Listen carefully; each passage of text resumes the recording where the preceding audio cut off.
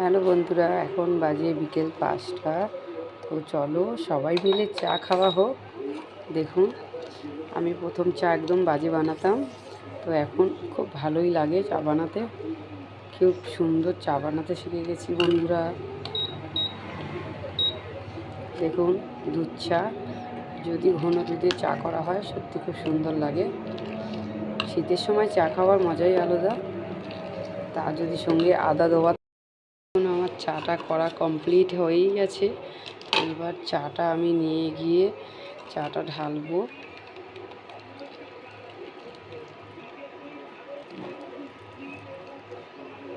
দেখুন, চাটা খুবই সুন্দর দেখতে তো লাগছে। বিকেলের চা খাওয়া